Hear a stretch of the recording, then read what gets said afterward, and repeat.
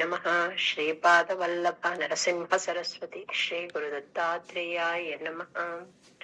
జన్మాద్యస్య యతోన్వయాది తరతశ్చార్థేష్వభిఘ్నస్వరాట్ తేనే బ్రహ్మ హృదయాది కవయే ముహ్యంతి యత్సూరయః తేజో వారిమృతాం యథా వినిమయో యత్ర త్రిసర్గో మృషా ధామ్నా స్వేన సదా నిరస్తకుహకం సత్యం పరం ధీమహి.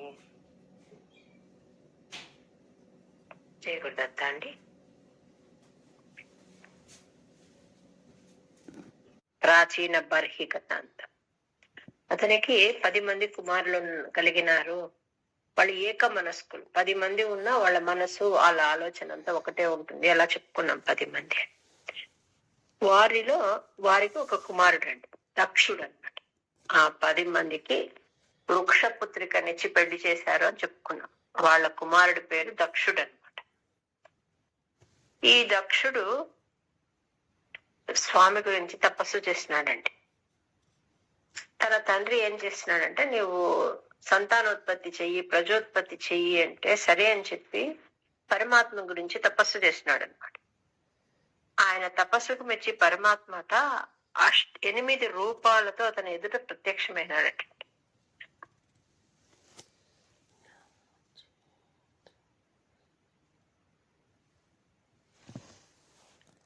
గురించి చెప్పుకున్నాం. వాళ్ళు ఆ ప్రాచేతసులకు ఆ ప్రాచీన బర్హి కథ వృక్షపుత్రికనిచ్చి పెళ్లి చేసినారని చెప్పుకున్నాం. వాళ్లకు 10 మంది పిల్లలు పుట్టినారు. వాళ్ళంతా ఏక మనస్కులు అని చెప్పుకున్నామండి. 10 మంది ఉన్న శరీరాలు వేలైనా వాళ్ళ ఆలోచన అంతా ఒక్కటే అనమాట. ఏక మనస్కులు అంటారు. వాళ్లకు ఒక పుత్రుడు అనమాట. అతని పేరు దక్షుడండి. వాళ్ళు ప్రజోత్పత్తి చేయమని దక్షుడికి చెప్పేసరికి అతను ఆ సంతానాభివృద్ధికి పరమాత్మ కోసం తపస్సు చేసినాడట. చేస్తే ఆయనకు 8 బాహువులతో పరమాత్మ ప్రత్యక్షమై వరం ఇచ్చినాడట. ఇచ్చి అసిక్ని అనే ఒక భార్యను కూడా, ఫలానా అమ్మాయి నీకు ధర్మపత్నిగా ఉండతగినది అని చెప్పి అసిక్ని అనే ఆమెను కూడా భార్యగా ఇచ్చి, నీవు కోరుకున్నవని లభించుగాక అని చెప్పి అదృశ్యమైనాడట. ఆ అసిక్ని ఎవరు అంటే ఆమె తండ్రి పేరు పాంచజన్యుడు అంటారట.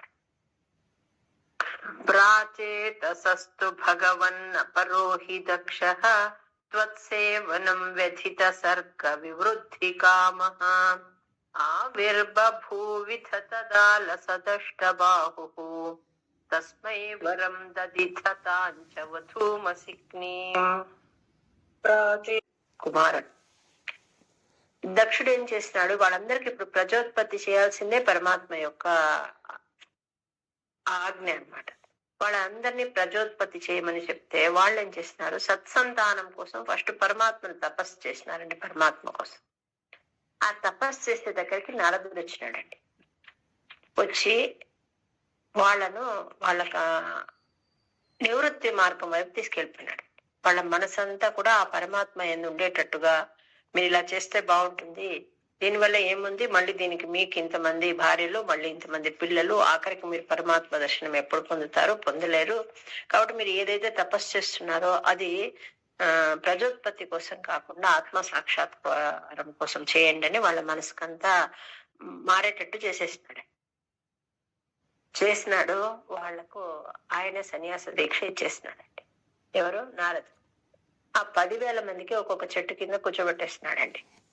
ఇక్కడే మీరు చేసుకుంటూ ఉండిపోండి. వాళ్ళు కూడా చాలా సంతోషంగా ఒప్పుకొని అలా తపస్సు చేసుకుంటున్నారు. చాలా బాధపడ్డాడు దక్షుడికి ఈ విషయం తెలిసి. ఒకరు కాదు, ఇద్దరు కాదు, 10,000 మంది పిల్లల్ని ఇట్లా చేసినాడు కదా నారదుడు. అయినా నారదుడి యొక్క భక్తిని తెలిసి అతన్ని మనలేక ఉరికెప్పినాడు. తిరిగి మళ్ళీ 1000 మంది పుత్రులు కలిగినారంటే అతనికి అసిక్ని వల్ల 1000 మంది పుత్రులు. వాళ్లకు సేమ్ అదే చెప్పాడు. వాళ్ళు కూడా అడవికి వెళ్ళినారండి తపస్సు చేసుకోవడానికి. అక్కడికి వచ్చినాడు మళ్ళీ నారదుడు. యద్యదాచరితి శ్రేష్ఠ అన్నట్లు, నీ అన్నలంతా, మీ అన్నలు ఈ రకంగా ఆత్మ సాక్షాత్కారం తపస్సు చేస్తున్నారు, మీరు కూడా అలా చేస్తే బాగుంటుంది అని వాళ్ళ మనసు కూడా మార్చేసి వాళ్లకు కూడా సన్యాస దీక్ష ఇచ్చి మీరంతా ఇలాగే తపస్సు చేయండి అని. వాళ్ళు కూడా ఒప్పుకున్నారు. మా అన్నలు ఇలా చేశారు, మీరు చెప్తున్నారు కాబట్టి మేము చేస్తామని వాళ్ళు కూడా అందరూ అలాగా సంతోషంగా ఒప్పుకొని వాళ్ళ తపస్సు కంటిన్యూ చేస్తున్నారండి. కానీ ఇది తెలిసి దక్షుడు తట్టుకోలేకపోయినాడండి. అంటే 11,000 మంది మొత్తం, 10,000 మంది ఒకసారి, 1000 మంది ఒకసారి, ఇంతమంది పిల్లలను నాకు కాకుండా చేశాడు కదా, వీళ్ళందరికీ నివృత్తి మార్గం వైపు మరలించేసినాడు కదా అని కోపం వచ్చి ఈసారి నారదుడిని శపించేసినాడట. ఏమని? ఒక్క చోట నువ్వు ఉండకూడదు, ఎప్పుడు తిరుగుతూ ఉండాలి అని. నారదుడు అన్నాడు, అంటే ఆయన భాగవతోత్తముడు కదండి, అది నాకు వరము అని చెప్పాడండి. నువ్వు ఏదైతే నాకు శాపం అనుకుంటున్నావో అది నాకు వరము. ఈ భక్తి తత్వాన్ని ఇంకా అందరికీ నేను ప్రచారం చేస్తాను, ఇది మంచి విషయం నాకు అని దాన్ని వరంగా స్వీకరించిన.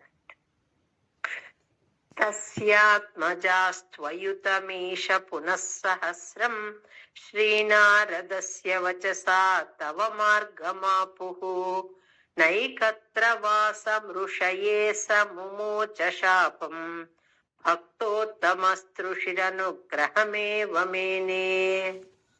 ఇలా అయితే కాదని చెప్పి తర్వాత ఆడపిల్లలు పుట్టారటండి వాళ్ళకు, ఆ సిక్కిని దక్షుడికి 60 మంది ఆడపిల్లలు. వాళ్ళ వల్ల ఈ సృష్టి ముందుకు వెళ్ళింది అనమాట. అందులో అదితి యొక్క కుమారుడు త్వష్ట అంటారండి. త్వష్ట. ఇది ఈ పేరు ఎక్కడొస్తుందంటే మనకు నారాయణ కవచంలో వస్తుంది. త్వష్ట, అదితి కుమారుడైన త్వష్ట. ఆ త్వష్ట ప్రజాపతికి విశ్వరూపుడు అనే అతను జన్మిస్తాడండి. ఆ నారాయణ కవచం మనం చెప్పుకునేటప్పుడు ఈ విశ్వరూపుడు ద్వారా ఇంద్రుడు తిరిగి ఆ నారాయణ కవచాన్ని ఉపదేశం పొంది రాక్షసుల పైన విజయం పొందినాడు అని చెప్పుకున్నాం. ఆ విషయం తిరిగి ఇక్కడ ప్రస్తాపిస్తున్నారండి. 6వ స్కందంలో నారాయణ కవచం గురించి వస్తుంది. దాన్ని మనం ఆల్రెడీ చెప్పేసుకున్నాం మొదట్లోనే. ఆ నారాయణ కవచం గురించి ఇక్కడ చెప్తూ ఉన్నాం. అతను దేవాసుర సంగ్రామంలో ఇంద్రునికి జయము కలిగినది దేనివల్ల అంటే ఈ విశ్వరూపుల వారు ఆయనకు ఉపదేశించిన నారాయణ కవచ ప్రభావం వల్ల ఆయనకు జయం లభించింది అని చెప్తున్నారు. షష్ట్యా తత్తో దుహితృభిః సృజతః కులౌఘాన్ దౌహిత్రసూనురథ తస్య స విశ్వరూపః త్వత్స్తోత్రవర్మితమజాపయదింద్రమాజౌ దేవత్వదీయ మహిమా ఖలు సర్వజైత్రః. కవచం గురించి చెప్పుకున్నాం కదండి. కానీ ఇందులో ఈ ఒక్క శ్లోకంలో మాత్రం నారాయణ కవచం గురించి చెప్పేసి భట్టాద్రి నెక్స్ట్ వేరే చాప్టర్ కి వెళ్ళిపోయినారు అనమాట. చిత్రకేతు గురించి చెప్పడానికి వెళ్ళారు. కానీ చాలా ముఖ్యమైనదండి. అంటే మనం నిత్యము పారాయణ చేసుకోదగినది.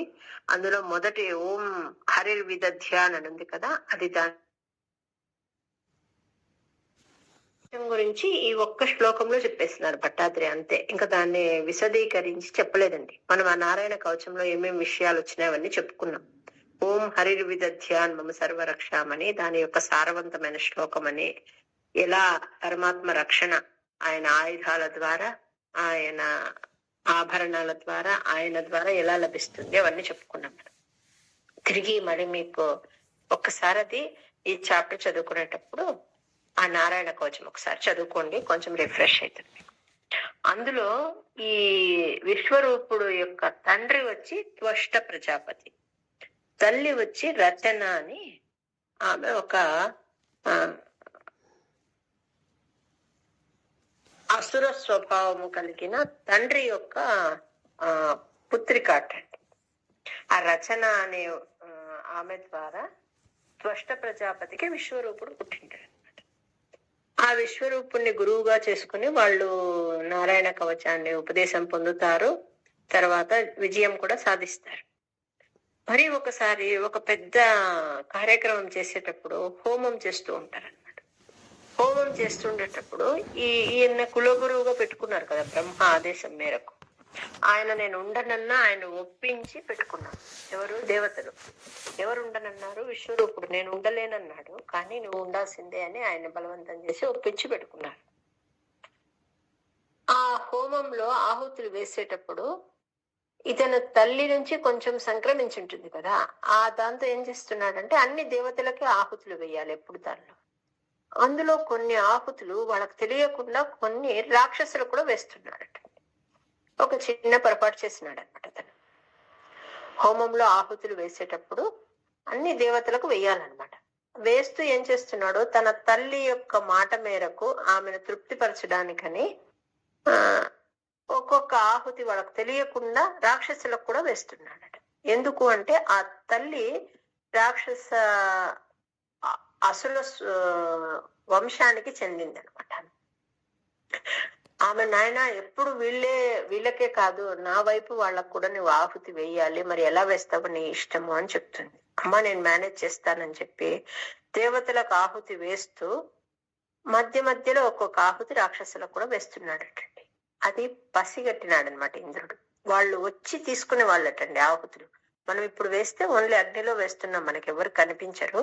కానీ అప్పుడు మనం ఏ దేవుణ్ణి ఆహ్వానిస్తే వాళ్ళు వచ్చి తీసుకునే వాళ్ళట ఆహుతి. అలా రాక్షసులు అప్పుడొకరు వచ్చి ఆహుతి తీసుకోవడం చూసి ఇంద్రుడికి కోపం వచ్చేసింది. వెంటనే ఏం చేసినాడో తీసి ఆ విశ్వరూపుడి తల నరికేస్తున్నాడు. ఆయనకు 3 తలలు ఉండేటువంటి ఆ విశ్వరూపుడి అవి నరికేస్తున్నాడు. నరికేస్తూనే ఎంత పని చేసినావు అని చెప్పి మిగిలిన వాళ్ళంతా అతన్ని దండిస్తారు. అతనికి బ్రహ్మహత్య పాతకం చుట్టుకోయిందండి ఇంద్రుడికి. అది పోవడానికి ఏం చేస్తున్నాడంటే ఆయన తన పాపాన్ని ఎవరైనా తీసుకుంటారా అని అడుగుతాడండి. ఎవరు ఒప్పుకోరనమాట.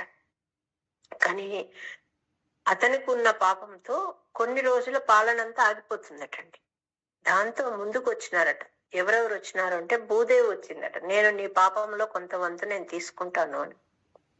తర్వాత జలదేవత వచ్చిందటండి. నేను తీసుకుంటాను నీ పాపంలో కొంచెం. వృక్షదేవత వచ్చిందట. స్త్రీలు వచ్చినారటండి. ఈ 4 ముందుకు వచ్చినారట. నీ పాపంలో కొంత భాగం మేము తీసుకుంటాము. అట్లా ఈ భూమిలో కొంచెం బంజరు భూమి అని ఉంటుంది చూడండి, ఆ బంజరు భూమి ఆ పాపానికి చెందినది అని చెప్తారండి. అంటే అంతా భూమి మంచిగా ఉన్న కొన్ని ప్రదేశాలలో అక్కడ ఏమీ పంట పండదన్నమాట. అది ఇంద్రుడి నుంచి తీసుకున్న పాపం యొక్క ఇదన్నమాట. తర్వాత జలములో నురుగంతా వచ్చి ఉంటుందండి. అక్కడ స్నానం చేయకూడదు అని చెప్తారు. చాలా నురుగు ఉంటుంది ఒక్కొక్క ప్రదేశంలో. అది ఇంద్రుడి నుంచి పాపం తీసుకుంది. అతన్ని తన కర్తవ్యం నుంచి ముందుకు పంపించడానికి కోసం నీళ్లు తీసుకున్నాయి. జలదేవత అంటారు. ఇంకా వృక్షాలకు వాటికి ఒక బంక లాంటిది వస్తుంది చూడండి. వృక్షాలకు గమ్లాగా వస్తుంది. అది వృక్షాలు తీసుకున్నాయి. అది ఇంద్రుడి యొక్క పాపాన్ని షేర్ చేసుకున్నాయి. ఇంకా స్త్రీలు బహిష్టు రూపంలో వాళ్లకు వచ్చే రక్తస్రావమే ఆ ఇంద్రుడి నుంచి తీసుకున్న పాపము అని చెప్తారన్నమాట. ఇట్లా ఈ 4 ఆయన యొక్క పాపాన్ని తీసుకున్నారంటే అంతటి పాపం వచ్చింది ఆయనకు. అది ఎవరు తీసుకోవడానికి ముందుకు రాకపోతే ఈ 4 కేటగిరీస్ అతని నుంచి కొంచెం కొంచెం పాపం తీసుకునేటప్పటికీ అతను ఆ బ్రహ్మహత్య నుంచి విముక్తుడైనాడండి. అది దీని వెనక నారాయణ కవచంలో మనం అప్పుడు ఈ విషయం చెప్పుకోలేదు. ఇది అక్కడితో ఇంకొకసారి చెప్పండి అమ్మా. షష్ఠ్యాతత్వం. చిత్రకేతు అనే రాజు యొక్క కథ గురించి చెప్తున్నారండి. ఈ చిత్రకేతు శూరసేన రాజ్యానికి ఈయన రాజు అన్నమాట. చిత్రకేతుడు అని. ఇతనికి బహుమంది భార్యలటండి. చాలా మంది భార్యలట. కానీ సంతానం లేదు. చాలా పరితపిస్తూ ఉన్నాడు అనమాట సంతానం కోసం. ఒకసారి అంగీరసుల మునిని కలవడం జరుగుతుందండి. అయితే ఆయన వేడుకుంటాడనమాట, నాకు ఎట్లాగైనా సంతానాన్ని ఇవ్వండి, ఇంత రాజ్యం ఉంది, నేను ఏ తప్పు చేశాను, ఎందుకు నాకు సంతానం కలగలేదు, ఉత్తరాధికారి ఉండాలి రాజ్యానికి అని ఆయన చెప్తాడు. కళ్ళు మూసుకొని ఈయన్ని చూస్తాడండి. చూసి నీకు ఆ ప్రాప్తం లేదు, వద్దు అని చెప్తాడండి. అంటే ఈయన ఒప్పుకోడు. నీకు పుత్ర సంతాన యోగం లేదు కాబట్టి వద్దు, నువ్వు హాయిగా ఇలాగే జీవితం గడుపు అని చెప్తాడు అంగీరసుడు.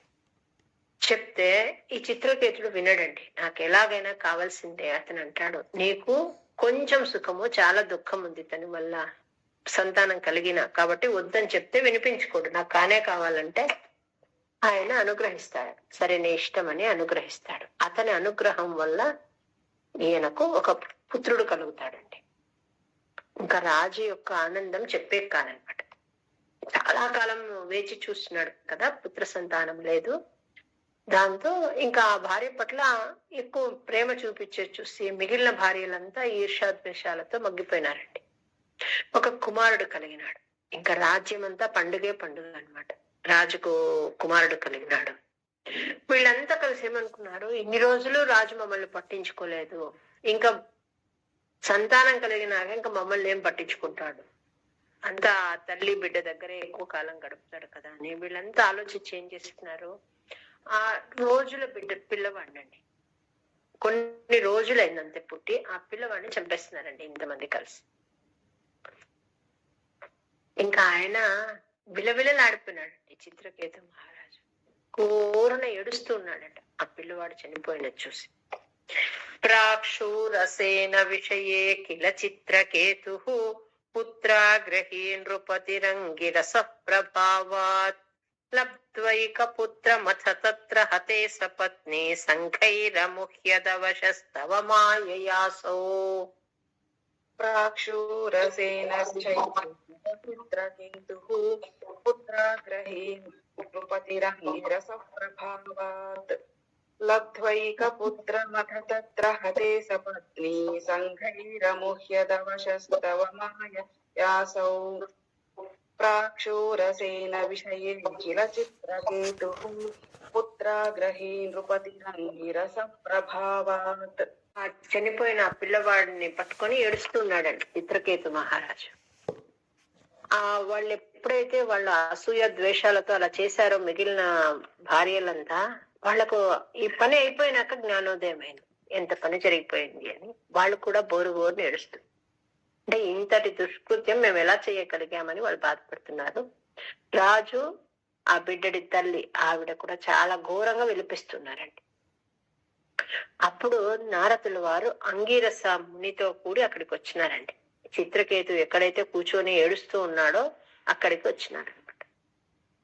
వచ్చి రాజు పరిస్థితి చూస్తున్నారనమాట. చూసి ఆయనకి ఏదో మంచి మాటలు చెప్పేకు వస్తే అతను అస్సలు వినిపించుకోలేదటండి. నాకు నా పిల్లవాడు కావాలి, నాకు ఇంకేం వద్దు అని వాళ్ళ కాళ్ళ వెళ్ళ పడుతున్నాడటండి. నాకు నా పిల్లవాడిని తిరిగి ఇప్పించండి అని. ఇవి వ్యామోహం వదిలిపెట్టు అని ఎంత చెప్తూ ఉన్నా వినిపించుకోడట. నాకు నా బిడ్డడే కావాలి, నాకు తిరిగి అతన్నే ఇప్పించండి ఇప్పించండి అని ఒకటే ఏడుస్తున్నాడటండి.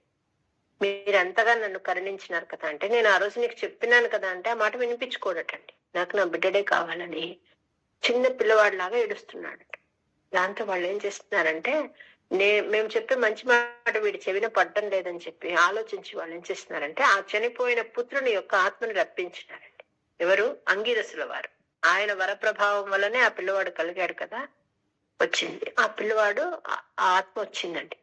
వస్తూనే రాజుకు మహా ఆనందం అయిపోయింది అనమాట. బాబు బాబు అని మాట్లాడడానికి ప్రయత్నం చేస్తున్నాడండి.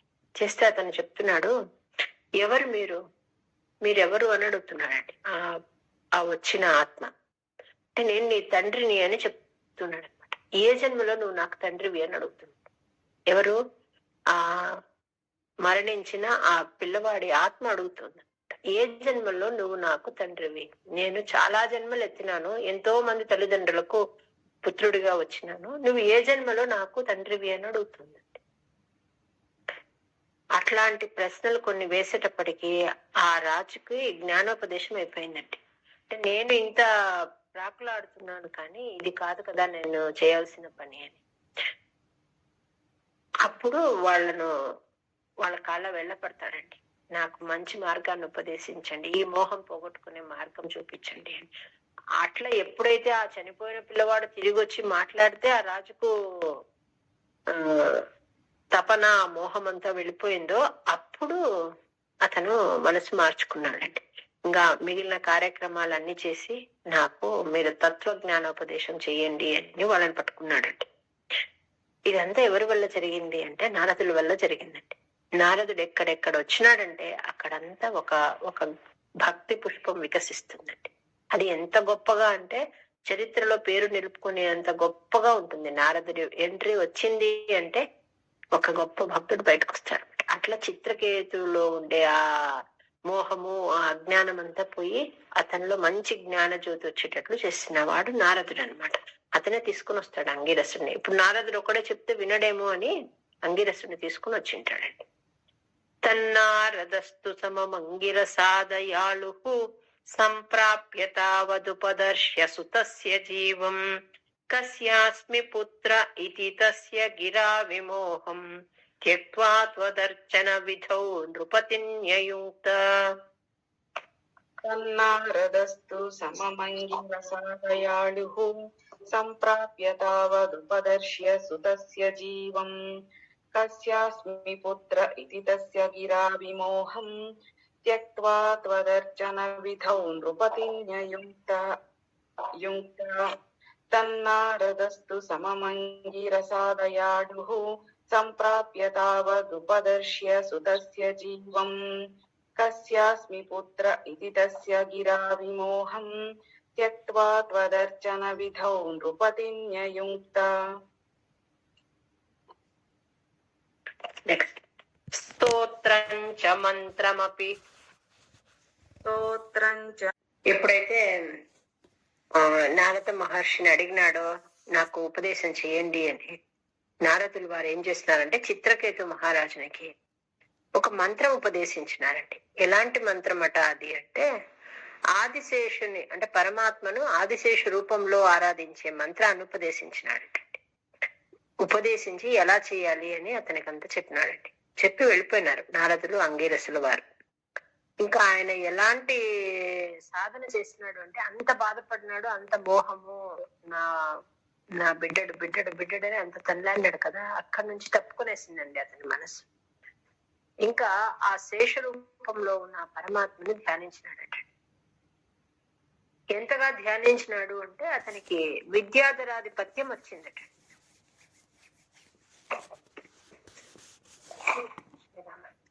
విద్యాధరాధిపత్యం వచ్చింది. అది గొప్ప పదవండి. కానీ ఆయనకు సంతోషం కలగల. ఇంకా ఇంకా ఏకాగ్ర చిత్తంతో పరమాత్మని ధ్యానిస్తూ ఉన్నాడు. ఒక్కొక్కరికి ఒక్కొక్క రూపము, ఒక్కొక్క మంత్రం పట్ల ఆసక్తి ఉంటుంది. మనము జంబూ ద్వీపాదుల ఎందు వర్ణన దగ్గర చెప్పుకున్నాం. ఒక్కొక్క వర్షంలో ఫలానా కేతు వర్షము, అట్లా ఒక్కొక్క వర్షంలో ఒక్కొక్క ప్రదేశంలో ఒక్కొక్క రూపాన్ని ఉపాసిస్తూ ఉంటారని. ఇతనికి ఆ ఆదిశేషుడు యొక్క మంత్రోపదేశం జరిగింది. దాంతో ఈయన ఆ విద్యాధరాధిపత్యాన్ని పొందినాడు. అయినా ఆయనకు తృప్తి కలగలేదు. ఇంకా పరమాత్మని ఏకాగ్ర చిత్తంతో ధ్యానిస్తూనే ఉన్నాడటండి. స్తోత్రం చ మంత్రమపి నారద తోథ లబ్ధ్వా తోషాయ శేషవపుషో ననుతే తపస్యన్ విద్యాధరాధిపతితాం సహి సప్తరాత్రే లబ్ధ్వాప్యకుంఠమతిరన్వభజద్భవంతం. స్ఫటికాకృతిం ఆధారం సర్వ విద్యానాం హయగ్రీవం ఉపాస్మహే. ఏతత్ఫలం సర్వం శ్రీ సద్గురు చరణారవిందార్పణమస్తు. జయ గురుదత్త. మేడం, విద్యాధర పదవి అంటే ఒక అధిపతి అండి. విద్యాధరులకు అధిపతి అయినా కూడా ఇంకా తన సాధనని అలాగే కంటిన్యూ చేస్తున్నాడండి. ఆదిశేషుణ్ణి విపరీతంగా ఆరాధన చేసినాడు. తనకు ఉపదేశించిన మంత్రంతో అలా ఆరాధన చేసేటప్పటికి ఆదిశేషుడు ప్రత్యక్షమైనాడండి. ఎలా ఉన్నాడు ఆదిశేషుడు అని ఇక్కడ వర్ణిస్తూ ఉన్నారు. ఆయన్ని సిద్ధ మునులంతా చుట్టూ చేరి ఆదిశేషుణ్ణి స్తుతించడం ఈయనకు కనిపిస్తూ ఉందటండి. అట్లాంటి రూపాన్ని ఈయన దర్శించినాడు. చిత్రకేతు కూడా అలాగే ఆ ఆదిశేషుడి రూపంలో ఉన్న పరమాత్ముని మంచిగా స్తుతించినాడటండి. ఆయనకు తత్వబోధ చేసినారట. ఎవరు? ఆదిశేషుడు. తర్వాత అంతర్ధానమైనారట. అంటే అంతటి సాధన వచ్చిందండి ఎవరికి? చిత్రకేతుకు. తస్మై మృణాళ ధవళేన సహస్ర శీర్ష్ణ. అన్ని తలలతో అంత పెద్ద రూపం ఈయనకు ప్రత్యక్షమైందండి. చుట్టూ మునులు సిద్ధులు అందరూ ఉండి ఆయన సేవిస్తూ ఉండడం ఈయన చూశాడనమాట. ఈయన కూడా అలాగే స్తుతించినాడు. ఈయన తపస్సుకు మెచ్చి ఆయన ప్రత్యక్షమయ్యి ఆయనకు ఆత్మతత్వాన్ని ఉపదేశించి అంతర్ధానమైనాడు. తస్మై మృణాళ ధవళేన సహస్ర శీర్ష్ణ రూపేణ బద్ధనుతి సిద్ధ గణావృతేన ప్రాదుర్భవన్న చిరతో నుతిభిః ప్రసన్నో దత్వాత్మతత్వమనుగృహ్య తిరో దద్ధాత. బోధించినాడో ఈయన చాలా ఆనందంతో ఆ పరమాత్మని స్తుతిస్తూ గానం చేస్తూ గంధర్వ స్త్రీలతో కలిసి ఉన్నప్పటికీ కూడా సంగము పెట్టుకోలేదండి. ఎవరితోనూ అటాచ్మెంట్ లేకుండా ఎన్నో లక్షల కోట్ల సంవత్సరాలు భూమండలంలో సంచరిస్తున్నాడటండి. మనము చిత్రకేతు ఉపాఖ్యానంలో మొదట చెప్పుకున్న చిత్రకేతు పరిస్థితి ఏమి, ఇప్పుడు ఆయన ఉన్న స్థితి ఏమి చూడండి. ఆయనకి ఎప్పుడైతే ఆయన నాకు పిల్లవాడు కావాలని హఠం చేసి అంగీరస మునితో ఆయన వరప్రభావం వల్ల పొందాడండి. నాకు చనిపోయిన బిడ్డడైనా మళ్ళీ నాకు కావాల్సిందే అని అతన్ని మొరపెట్టుకున్నాడు. అతటి మన పరిస్థితి, ఇప్పటి పరిస్థితి చూడండి. ఇన్ని సంవత్సరాలు భూమండలంలో తిరుగుతున్నాడటండి. ఎలా తిరగగలడు అంటే పైన ఇలా గాలిలో తిరుగుతూ ఉంటాడటండి, ఆకాశంలో అలా తిరగగలడట. అంతటి శక్తిని పొందినాడు అనమాట. ఇంత శక్తి పొందినప్పటికీ అతనికి ఇంకా తెలుసుకోవాలని అనిపించిందటండి. అంటే ఇంకా సర్వసంగ వర్జితుడు కావాలని అనుకున్నాడట. అనుకుని దానికోసం ఇంకా ఎలా పొందాలి అని చెప్పి ఆలోచిస్తూ తిరిగేవాడట. అంతమంది విద్యాధరులకు అధిపతి అయ్యి పరమాత్మునితో ఆదిశేషుని రూపంతో ఉన్న పరమాత్మునితో ఆత్మతత్వ బోధ పొందినా కూడా ఇంకా తెలుసుకోవాలనే జిజ్ఞాసతలో తగ్గలేదటండి. అలా ఉన్న పరిస్థితుల్లో అనుకోని చిన్న పొరపాటు వల్ల అతని జీవితం మళ్ళీ మారిపోతుందండి. ఎంత పై స్థితికి వచ్చిన వాడు మళ్ళీ కిందికి పడిపోతాడు అనమాట. ఏమైతుందో నెక్స్ట్ చెప్తారు, చూద్దాం. త్వద్భక్త మౌళి రథ సోపి చ లక్ష లక్షం వర్షాణి హర్షులమనా భువనేషు కామం సంగాపయన్ గుణగణం తవ సుందరీభిః సంకాతిరేకరహితో లలితం చచార. తెలుసుకోవాలనే జిజ్ఞాసతో ఉన్నాడండి. అలా ఉంటూ ఏం చేశాడు, అతనికి ఎన్నో శక్తులు ఉన్నాయని చెప్పుకున్నాం కదా. అలా గాలిలో అలా పైన ఆకాశంలో విహరించేవాడట. అలా విహరిస్తూ పరమాత్మ ప్రేరణతో కైలాస పర్వతానికి పోయినాడండి. కైలాస పర్వతానికి వెళ్ళేటప్పటికి అక్కడ పరమశివుడు సభ చేసి ఉన్నాడట. ఎవరున్నారు ఆయన ముందు అంటే సనక సనందాది మునులంతా ఉన్నారటండి. ఇంకా ఎంతో మంది దేవతలు ఉన్నారట. అలాంటి ఒక సభ జరుగుతుందట. వారికి ఈయన బోధ చేస్తున్నారట. ఎవరు? శంకరుడు. అప్పుడు అమ్మవారిని తన ఒడిలో కూర్చోబెట్టుకున్నాడటండి. కింద ఏమో వీళ్ళు అందరు ఋషిమునులు సనక సనందాదులు అందరూ కూర్చొని వాళ్ళు వింటూ ఉన్నారు. ఈయన వాళ్లకు బోధ చేస్తూ ఉన్నాడు. సద్గోష్ఠి జరుగుతూ ఉన్న సమయంలో ఈయన వచ్చినాడండి. ఎవరు? చిత్రకేతు. తనకున్న శక్తి మూలంగా కైలాస పర్వతానికి వచ్చాడు. అదంతా చూసినాడు. గమ్మున ఉంటే పోయేదండి. ఆయనకు అక్కడ మాట్లాడాలనిపించింది. అనవసరమైన ప్రదేశంలో నోరు తీశారండి. వీళ్ళు ఇంత పెద్దవాళ్ళు, తపస్విలు, వీళ్లకు చెప్తున్నది ఎవరు? పరమశివుడు. ఆయన ఎలా ఉన్నాడు అంటే అమ్మవారిని ఒళ్ళో కూర్చోపెట్టుకుని దగ్గరగా ఇలా తనకు కౌగలించుకున్నంత దగ్గరగా కూర్చోపెట్టుకున్నాడు. అలాంటి పొజిషన్ లో ఆయన వీళ్లకు చెప్తున్నాడు కదా. అది చూసి ఇతనికి నవ్వు వచ్చిందట. ఎంత తపస్సు చేసి ఎన్ని లక్షల సంవత్సరాలు ఆయన పరమాత్మ దర్శనం పొంది తత్వబోధ పొంది ఇన్ని శక్తులు సంపాదించినాడు. అక్కడ ఒక్క నిమిషంలో అతని మనస్సు చంచలం అయిపోయిందండి. అయిపోయి నవ్వినాడట. నవ్వి ఊరుకుండలేదు. ఇలానా మీరు బోధ చేసేది అని ఒక మాట మాట్లాడినాడట. ఏకాంతంగా మీరు ఉండాలి, కానీ మీరు ఋషిమునుల మధ్య ఇలా కూర్చొని మీరు తత్వబోధ చేస్తున్నారా అని చెప్పి ఒక మాట మాట్లాడాడట. మాట్లాడేటప్పటికీ పరమశివుడు ఏమనలేదండి, కానీ అమ్మవారికి కోపం వచ్చింది. ఉమయాభి, ఇక్కడ పరిహసన్ ఉమయాభిషేపే అంటే అక్కడ ఉమ అంటే పార్వతీదేవి. కోపం వచ్చిందండి అమ్మవారికి. ఆయన్ని శపించింది. ఏమని శపించింది అంటే నీవు రాక్షస యోనిలో జన్మించదువు కాక అని శపించిందండి. అత్యంత సంగ విలయాయ భవత్ ప్రణున్నో నూనం సరౌప్య గిరిమాప్య మహత్ సమాజే నిశంకమంకృతవల్లభమంగజారిం తం శంకరం పరిహసన్నుమయాభిషేపే. శాపం ఇచ్చిందో ఏమని?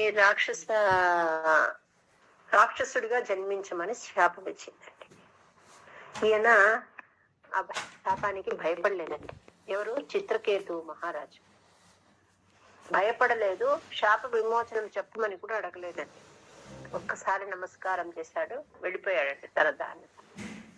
అప్పుడు ఆ శివుడు చెప్తున్నాడు అమ్మవారితో, అంటే భక్తుడు అంటే ఎలా ఉంటాడు, వాళ్ళు దేనికి భయపడరు, వాళ్ళకి కావాల్సింది ఆ పరమాత్మ తత్వబోధ తప్ప వేరే ఏది కాదు అంటే అమ్మవారు చెప్తుంది. అతను ఇలా మాట్లాడకూడదు కదా సభలో, అందుకే నేను అలా శాపం ఇవ్వాల్సి వచ్చింది. అంటే శాపం ఇచ్చింది నిజమే, కానీ మామూలు వాళ్ళు ఏం చేస్తారు, ఆ శాపానికి భయపడి తిరుగు మళ్ళీ ఎలాగ మాకు శాప విమోచనం అని అడుగుతారు కదా. ఇలాంటి నిజమైన భక్తులు ఏం చేస్తారు అంటే ప్రతిదాన్ని వరంగానే భావిస్తారు, శాపం ఇచ్చినా వరంగానే భావిస్తారు. అట్లాంటి వాడు ఇతను అని చెప్తాడు అనమాట. అతని గురించి గొప్పగా చెప్తాడండి శివుడు అమ్మవారికి. అలా వెళ్ళిపోతాడు అతను. ఇక్కడ ఎన్నో విశేషాల తర్వాత ఈ వృత్రాసురుడి కథ వస్తుంది అనమాట. మనం చెప్పుకున్నాం, ఏమని చెప్పుకున్నాము అంటే విశ్వరూపుడు అనే ఆచారుని పెట్టుకుని ఇంద్రుడు నారాయణ కవచాన్ని బోధ పొందాడు, తర్వాత దేవతలతో యుద్ధం చేసి గెలిచాడు అని చెప్పుకున్నాం. తర్వాత యాగము చేసేటప్పుడు అతను తన తల్లి వైపు వారికి అప్పుడొకటి ఇప్పుడొకటి ఆహుతి వేస్తూ ఉంటే తల నరికేశాడు అని చెప్పుకున్నాం. ఆయనకు 3 తలలు ఉంటాయండి. అంటే సత్వ రజస్తమో గుణాలకు సంబంధించిన 3 తలలు అని చెప్తారంట. వాటికి పేర్లు కూడా ఉన్నాయన్నమాట. అట్లాంటి తలలు నరికేస్తాడండి. దాంతో అతనికి బ్రహ్మహత్య పాపం వస్తుంది. ఇంద్రుడు అంటే గొప్పవాడండి. అంటే ఏమంటారు అంటే పరమాత్మని బాగా దర్శించి ఆయన యొక్క స్వరూప ఇది తెలుసుకున్నవాడు అనమాట. కానీ ఇలా చేస్తే తప్పు చేసినప్పుడు ఇది శిక్షించకుండా ఉంటే ఇది తిరిగి తిరిగి ఇలాంటివి మళ్ళీ జరుగుతాయని అతను ఏం చేస్తాడంటే ఆ రకంగా సంహరించుంటాడు. ఎవరు చేసినా తప్పు తప్పే కాబట్టి ఆ పాపం ఏమైపోతుందంటే బ్రహ్మహత్య అంటే ఒక రూపం దాల్స్తుందంట. బ్రహ్మహత్య అనేది ఒక రాక్షస రూపము దాల్చి అతన్ని వెంటాడుతుందటండి. ఎవరిని? ఇంద్రుడికి ఏం చేయాలో తోచదు, పరిగెత్తుతూ ఉన్నాడు. ఆ బ్రహ్మహత్య ఒక పిశాచి రూపం దాల్చి ఇంద్రుని సంహరించడానికి వచ్చేస్తాడు. కొంత దూరం పోయినాక అతనికి ఆలోచన వచ్చి పరమాత్మని స్మరిస్తాడు. అంటే నాకు నెక్స్ట్ ఏం చెయ్యాలో నా కర్తవ్యాన్ని బోధించమని. అప్పుడు ఆయనకు స్ఫురణలోకి వస్తుందండి. వస్తూనే ఏం చేస్తారంటే ఆ పిశాచాన్ని తన చేతిలో పట్టుకుంటాడండి. పట్టుకున్నప్పుడు ఇంకా అతను పరిగెత్తవలసిన అవసరం రాదనమాట. అంటే అంతటి శక్తి అతనికి వచ్చింది, పట్టుకున్నాడు. వదిలిపెడితే అతన్ని వెంటాడుతుంది అనమాట. ఎలా చేయాలి అతనికి తెలియలేదు. మొత్తం ఈ లోకపాలనంతా చేయవలసిన వాడండి. అలా పట్టుకుని 1000 సంవత్సరాలు అలాగే పాలన చేశారటండి. బ్రహ్మహత్య అనే పిశాచిని చేతిలో పట్టుకుని ఇంద్రుడు పాలన చేశారట. కాకపోతే అలా చేయడము జనులందరికీ నచ్చలేదన్నమాట. దేవతలకు కానీ మిగిలిన వాళ్ళకి కానీ నువ్వు వదిలేయమని చెప్తున్నారు. అతను అంటాడు వదిలేస్తే మళ్ళీ వెంటాడుతుంది కదా, కాబట్టి నేను వదలలేను అని అలా పట్టుకుని ఇలా పాలన చేసేవాడట. అప్పుడు వీళ్ళంతా మనం నిన్న చెప్పుకున్నాం కదా, అతను ఒక సభ చేసి చెప్పాడట, ఎవరు నా బ్రహ్మహత్య పాపాన్ని తీసుకుంటారు నేను వదిలేస్తాను, వాళ్ళకు సంక్రమించేటట్టు చేస్తానంటే ఎవరు ముందుకు రాలేదండి. మాతలు, మాత అంటే త్యాగానికి చిహ్నం, మాతలే ముందుకు వచ్చినారు అని చెప్పుకున్నాం. నీరు వృక్షము, ఫస్ట్ భూమి, నీరు, వృక్షము, స్త్రీ, ఈ 4 ముందుకు వచ్చినారండి.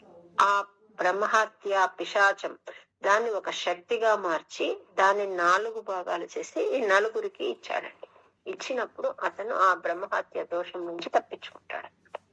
అంటే భూమికి పంచినప్పుడు ఏమైందంటే కొన్ని చోట్ల ఒక్కొక్కరికి ఇస్తూ మళ్ళీ వాళ్ళకు ఒక వరం కూడా ఇస్తూ వచ్చినాడండి. అంటే తన పాపం తీసుకునే ముందుకు వచ్చినారు కదా, వాళ్ళకి అది మరుభూమి అవుతుంది అని చెప్పినాడు. ఒక వరం ఏమి అంటే, ఎక్కడైతే భూమి తవ్వబడుతుందో అక్కడ ఆటోమేటిక్ గా మళ్ళీ అదంతకు అదే పూడిపోతుందట. అంటే మనం కొంచెం తవ్వినాం అనుకోండి, ఎవరు పూడ్చవలసిన పని లేదట. అదంతకు అదే తిరిగి ఆ పూనిక అంటే ఏదైతే తవ్వినామో అది అలాగే మళ్ళీ మట్టి పడి అదంతకు అదే కవర్ అయిపోయే వరం భూమికి ఇచ్చినాడు. 1/25 అంటే ఒక కాల్ పోర్షన్ ఇచ్చినాడు భూమికి, భూమాతకు. జలానికి ఇచ్చినాడు, అది నురుగు రూపము అని చెప్పాను. అంటే నురుగు రూపము అంటే మనకు అక్కడక్కడ కనిపించే చిన్న చిన్న నురుగు కాదనమాట. చుట్టూ ప్రవాహం ఉండి మధ్యలో ఒకంత నురుగుగా ఉంటుందండి. అట్లాంటి అది గుళ్ళలు గుళ్ళలుగా ఇలా వచ్చి ఉంటుందట, అది ఇచ్చినాడండి. వాటికి ఒక వరం ఇచ్చినాడు అనమాట. అంటే మీరు ఆ నురగ ప్రదేశంలో మనం స్నానం చేయకూడదండి, ఏ అనుష్ఠానము పనికిరాదనమాట, అక్కడ చేయకూడదు. ఇంకా వృక్షానికి ఇచ్చినాడండి, వృక్షం తీసుకోయి, అది కూడా మాతనే అనమాట. జలము మాతనే, భూమి మాతనే, వృక్షము మాతనే. దానిలో ఒక బంక లాంటిది కారుతూ ఉంటుంది దానిలో. ఆ రకంగా ఈ పాపం అభివ్యక్తమవుతుందటండి. దానికి కూడా ఏం వరం ఇచ్చినాడు అంటే, కట్ చేస్తాం మనం చెట్లను, అక్కడి నుంచే మరి తిరిగి పుడుతుంది. ఆ పుట్టే వరం ఇచ్చినాడు వాటికి. అంటే ఎక్కడైనా మనము నరికేస్తాం కదా, తిరిగి అక్కడి నుంచి మళ్ళీ దానికి అక్కడి నుంచే మొలక స్టార్ట్ అవుతుందండి. అలాంటి వరం ఇచ్చినాడు. స్త్రీలు అడిగితే స్త్రీలకు 1/4 ఇచ్చినాడండి. అంటే తన పాపాన్ని 4 భాగాలు చేసి ఒక్కొక్కరికి ఒక భాగం ఇచ్చినాడు. వాళ్లకు రజస్వల దోషం అని అప్పటి నుంచి వచ్చిందండి. వాళ్లకు ఆనందము ఎక్కువ కలిగేటట్టు ఇచ్చినాడు, రజస్వల దోషము ఉండేటట్టు చేసినాడు. అందుకే మనం ఖచ్చితంగా అంటే ఈ నియమాలు పాటించాలి అని పెద్దవాళ్ళు ఎందుకు చెప్తారు అంటే, వాటి వెనక ఇంత బ్రహ్మహత్య పాపం ఉంది, దాన్ని నలుగురు స్వీకరించినారు. వాళ్ళు ఫస్ట్ వాళ్ళకి ఏదో వరం వస్తుందని వాళ్ళు రాలేదండి, వాళ్ళు ముందుకు వచ్చినారు త్యాగబుద్ధితో. అంటే లోకం సంక్షేమం కోసము అతను చక్కగా పాలన చేయడానికి ఉపయోగపడాలి, మా వంతు మేము త్యాగం చేస్తామని ముందుకు వచ్చినారు ఈ 4 విభాగాల మాతలు. ఆ రకంగా వాళ్ళ త్యాగ బుద్ధి అక్కడ హైలైట్ అవుతుంది. ఇది జరిగింది, ఆయన పని అయిపోయింది. కానీ అతని తండ్రి ఉన్నాడు కదండి, త్వష్ట, ఆయనకు కోపం వచ్చిందండి. నా కొడుకుని చంపేస్తున్నారు కదా అని ఆయన దానికి కోపపడి అతను ఒక యాగం చేసే మొదలు పెట్టాడండి. ఎందుకు యాగం అంటే, ఇంద్రుణ్ణి సంహరించే పుత్రుడు కావాలి, నా కొడుకు విశ్వరూపుణ్ణి చంపేస్తున్నారు కదా, కాబట్టి ఆ ఇంద్రుణ్ణి చంపే కొడుకు కావాలని చెప్పి యాగం చేస్తూ ఉన్నాడు. అతను మంత్రం చెప్తూ ఉన్నాడు, ఇంద్రుణ్ణి చంపే కొడుకు కావాలి అని. మంత్రం ఏమో కరెక్ట్ గా చెప్పినాడు, కానీ స్వరములో తేడా వచ్చేసిందండి. ఉదాత్త అనుదాత్త స్వరితం అని ఉంటుంది కదా, ఆ వాటిల్లో వచ్చే తేడాతో ఏమైందంటే ఇంద్రుడి చేతిలో చనిపోయే పుత్రుడు కావాలి అనే మంత్రం వచ్చేసింది బయటికి. అంటే మంత్రశక్తి ముఖ్యం, ఇక్కడ మన శక్తి దుర్బలమైంది. అతను మంత్రం ఎలా ఉంటే అలాగే చదివాడు, స్వర దోషం వల్ల ఏమైందంటే ఇంద్రుని చంపే కుమారుడి బదులు ఇంద్రుడి చేతిలో చనిపోయే కుమారుడు కావాలన్నట్లుగా హవిస్సు పడింది. దానిలో నుంచి ఒక పెద్ద భూతము ఉత్పత్తి అయిందండి. ఎవరు ఆ భూతము అంటే వృత్రాసురుడండి. మామూలుగా ఒక ఆకారంగా పుట్టాడు, కానీ ఒక్క రోజులో ఎంత పెరిగాడు అంటే, మన బాణం ఇలా వేస్తే ఎంత పైకి వెళ్తుందో అంతటి స్వరూపాన్ని ఒక్క రోజులోనే పొందినాడు. అంత పెద్ద మహా ఆకార భూతంగా తయారయ్యాడు. ఇలా బాణం వదిలితే ఎంత పైకి వెళ్తుందో అంతటి ఎత్తుతో ఒక రోజులోనే వెళ్ళాడట. ఏం చేయాలని అడిగాడండి. వెళ్ళి ఇంద్రుని సంహరించు, నీ అన్నను సంహరించినాడు, నువ్వు వెళ్ళి సంహరించు అని చెప్పాడు. సరే అని వచ్చినాడు. అతనే ఈ చిత్రకేతువే ఆ రూపంలో వచ్చినాడు. అమ్మవారు నువ్వు రాక్షసుడుగా జన్మించు అని చెప్పింది కదా, అతను అలా వచ్చాడండి. కానీ అతనిలో ఆ జన్మ తీసుకున్న ఆ యజ్ఞం నుంచి అలాగా బయటకు వచ్చినా కూడా అతనిలో ఇంకా ఆ పరమాత్మ తత్వబోధ పోలేదండి. అలాగే అజ్ఞానం అంతా అలాగే ఉందన్నమాట. వెళ్ళాడు ఇంద్రుడి పైకి యుద్ధానికి. అతని హూంకారానికి ఎంతో మంది భస్మం అయిపోయినారు. ఈ హూంకారం గురించి ఇంకో చోటు చెప్పుకున్నాం మనం.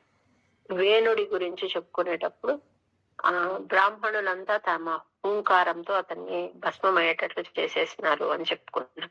అట్లా ఇక్కడ ఈ వృత్రాసురుడు అలా హూంకారం చేస్తూనే చాలా మంది భస్మం అయిపోయారట. ఒక దెబ్బకు ఎంతో మందిని అలా సంహరించేసేసేవారట. అట్లా ఆ యుద్ధంలో చాలా బీభత్సంగా జరిగిందనమాట. ఆ జరిగేటప్పుడు ఇంద్రుడితో యుద్ధం చేయవలసి వచ్చింది. ఇంద్రుడితో యుద్ధం చేసేటప్పుడు ఇంద్రుడి చేతిలో వజ్రాయుధం ఉందండి. ఈ వృత్రాసురుడు జన్మిస్తూనే ఇంద్రుడికి భయం పుట్టుకోండి. అంటే ఇంద్రుడిని చంపే కొడుకు కావాలి అని ఇతను చేస్తున్నాడని అతనికి తెలిసిపోయింది కదా. అప్పుడు పరమాత్మను అడిగితే ఆయన దదీచి గురించి చెప్తున్నాడు. నువ్వు వెళ్ళి అక్కడ పోయి ఆయన ఇది తెచ్చుకోమని చెప్పాడు కదా, ఆ వజ్రాయుధమేనండి. దదీచి మహర్షి యొక్క ఎముకల నుంచి తయారైన వజ్రాయుధం. దాన్ని చూస్తూనే ఇతనికి పరమ భక్తి కలిగిందండి వృత్రాసురుడికి. అంటే దాని చేతితో నాకు మరణం సంభవిస్తుందని తెలిసి అన్నట్లుగా సంతోషపడి అదే పరమాత్మగా భావిస్తూ నమస్కారం చేస్తూ యుద్ధం చేస్తున్నాడటండి. అనుకోకుండా ఆ యొక్క వజ్రాయుధము వీడి ముందర పడిందండి. వీడి పాదాలకు దగ్గరగా పడింది. ఎవరి పాదాల దగ్గరగా? వృత్రాసురుడి రాక్షసుడు ఆయన పాదాల దగ్గర పడింది. అది తీసుకోవడానికి ఇంద్రుడు భయపడ్డాడటండి. ఎందుకంటే వీడి ఆకారము వీడి శక్తి చూసి ఇంద్రుడికే భయం వేసిందట. అప్పుడు ఇతనే అతనికి ఆత్మతత్వం బోధ చేసినాడట. ఈ రాక్షసుడు వృత్రాసురుడు, చిత్రకేతు మహారాజే వృత్రాసురుడిగా యజ్ఞకుండం నుంచి వచ్చినాడు.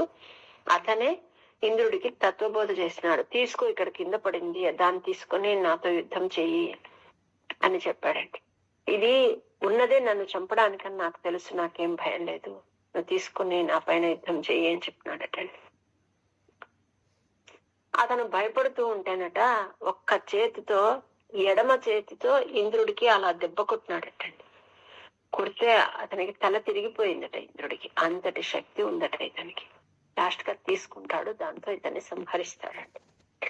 ఆ విధంగా శత్రువు యొక్క మోహాన్ని కూడా దూరం చేసి లాస్ట్ కి పరమపదాన్ని, పరమాత్మ యొక్క పదాన్ని చేరుకుంటాడు అని ఈ వృత్రాసురుడి విషయం అనమాట. ఈ వృత్రాసురుడు ఎవరు? చిత్రకేతు. ఆ చిత్రకేతు ఎవరు? తన బిడ్డ కోసం తపన పడ్డవాడు. తర్వాత ఈ రకంగా తత్వబోధ ఇంద్రుడికే చేసి ఆఖరిన వైకుంఠాన్ని చేరుకున్నాడు అని చెప్పుకునే విషయమే. నిస్సంభ్రమస్త్వయమయా చితశాపమోక్షో వృత్రాసురత్వముపగమ్య సురేంద్రయోధి భక్త్యాత్మతత్వ కథనై సమరే విచిత్రం శత్రోరపి భ్రమమపాస్య గతః పదంతే. సంభ్రమస్త్వయమయలో కూడా దితి అనే ఆమె ఇంద్రుని సంహరించే పుత్రుడు కావాలి అని చెప్పి ఆమె 1 సంవత్సర కాలం తపస్సు చేస్తుందటండి. ఎన్నో నియమాలతో తపస్సు చేస్తుందన్నమాట. అది తెలుస్తుంది ఇంద్రుడికి. అంటే నన్ను సంహరించే పుత్రుడి కోసము నా పినతల్లి ఈ రకంగా తపస్సు చేస్తోంది. అతనేం చేస్తున్నాడు? వచ్చి ఆమెకు సేవ చేస్తూ ఉన్నాడండి. ఈమెకు తెలుసు అతను ఇంద్రుడే అని. ఎంత సేవ చేస్తున్నాడు అంటే కన్న బిడ్డడి కన్నా ఎక్కువ సేవ చేస్తూ ఉన్నాడటండి ఆమెకు. ఎందుకు అంటే ఆమె చేసే ఈ వ్రతాచరణలో ఏదైనా చిన్న పొరపాటు దొరికితే ఆ పొరపాటుతో ఆమె వ్రత భంగం చేయాలి అని ఈయన సేవ చేస్తున్నాడు. ఈమె చాలా శ్రద్ధగా ఎన్ని నియమాలుంటే అన్ని నియమాలు పాటిస్తుంది. ఒకానొక సందర్భంలో ఆమె ఇలా పడుకున్నప్పుడు ఆ జుట్టు అంతా విడిపోయి కింద నేలకు తాగుతుందట.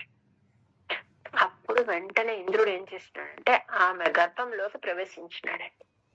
అక్కడ ఆల్రెడీ ఉన్నాడు. ఆమెకు ఇంద్రుడిని సంహరించే పుత్రుడు లోపల పెరుగుతూ ఉన్నాడు. ఈ ఇంద్రుడు లోపలికి వెళ్ళి ఏం చేసినాడు? అక్కడున్న ఆ పిండాన్నంతా కూడా ముక్కలు ముక్కలు చేసేసినాడండి. అవి ఏడుస్తూ ఉంటే ఏడవకండి ఏడవకండి అని చెప్తూ ఉన్నాడు లోపల. చెప్తూ ఆ పిండాన్ని ముక్కలు ముక్కలు చేస్తున్నాడు. అది ఈమెకు వినపడిందండి.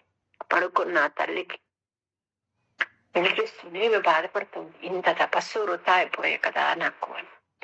బయటకు వస్తూనే బాధపడుతుంది అనమాట. అప్పుడు చెప్తాడు, అమ్మ బాధపడద్దు, నువ్వు చాలా తపస్సు చేసినావు, కానీ నన్ను నేను సంరక్షించుకోవడం కోసం ఇలా చేశాను. కానీ ఇంతమంది పిల్లలై వాళ్ళు మరుత్తులుగా పుట్టారండి ఆవిడ. వాళ్ళందరికీ నేను మంచి స్థానం ఇస్తాను, నా తమ్ముళ్ళలాగా వాళ్ళని చూసుకుంటానని చెప్పి ఇంద్రునికి మిత్రులై అతను వాళ్ళందరికీ కూడా ఒక మంచి స్థానం ఇస్తాడట. అంటే ఈమె తపస్సు చేసినది ఇంద్రుణ్ణి సంహరించే పుత్రుడు కావాలి అని. అంటే అలాంటి భావనతో సేవించినా కూడా నువ్వు వారికి శుభమే కలిగించినావు అని భట్టాద్రి ఇక్కడ చెప్తున్నారు. దీనికి కూడా చాలా పెద్ద ఉపాఖ్యానం ఉందండి. అంటే ఏ సందర్భంలో ఎందుకు ఇలా జరిగింది, ఏం జరిగింది, ఏ వ్రతము అట్లంతా ఇక్కడ మనం ఇంతకు ఆపేసుకుందాం. అంటే చెడు భావంతో అయినా కూడా, అంటే ద్వేషంతో అయినా ఆమె నిన్ను సేవిస్తోంది, ఆమెకు శుభమే కలిగించినావు. అంటే ఆ మృత శిశువులుగా కాకుండా ఆ మరుత్తులకంతా కూడా ఒక ప్రత్యేక పదవి వచ్చేటట్టు చేశావు. అన్ని ఇట్లా శుభాలు కలిగించేవో స్వామి, నన్ను నా రోగ బాధ నుంచి కాపాడు అని భట్టాద్రి వేడుకుంటూ ఉన్నారు. త్వత్సేవనేన దితిరింద్ర వధోద్యతాపి తాన్ ప్రత్యుతేంద్ర సుహృదో మరుతోభిలేభే దుష్టాశయేపి శుభదైవ భవన్ నిషేవా తత్తాదృశస్త్వమవమాం పవనాలయేష.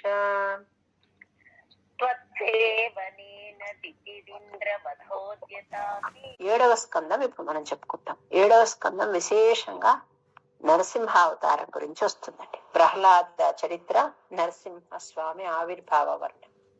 ఇది 24, 25 రెండు కలిపితే నరసింహావతారం అండి. దశక నంబర్ 24 అండ్ 25 రెండు కలిపితే నరసింహావతారం. 24 వచ్చి శిఖరిణి అనే ఛందస్సు అండి. శిఖరిణి హిరణ్యాక్షే పోత్రి క్లాస్ లో చెప్పు.